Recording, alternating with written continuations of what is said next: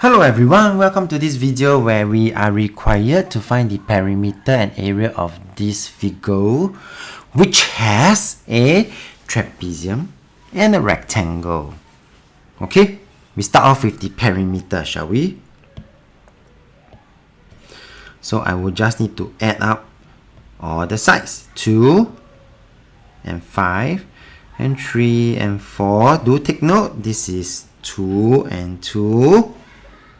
Because that's the side of this rectangle and these two are same. And 8.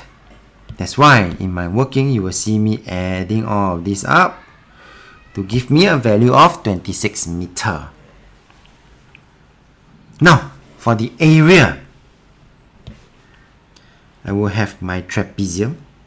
So for the trapezium, right, do take note that I will need to know the sum of the parallel sides, which is this and this. So I have 3 already.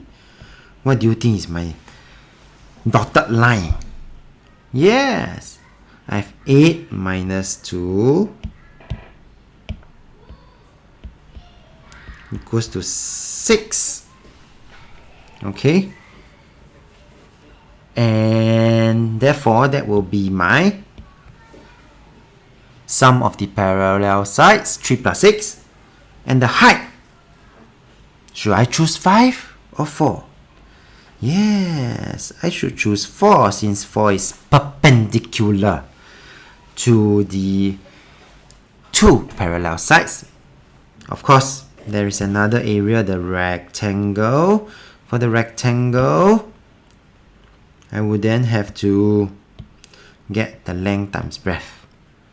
Okay, and therefore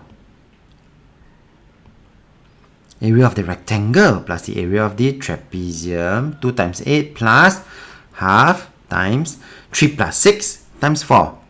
Final answer, 34 meter square. With that, we have come to the end of this video. If you like this video, do give it a thumbs up. Thank you for watching. Have a nice day.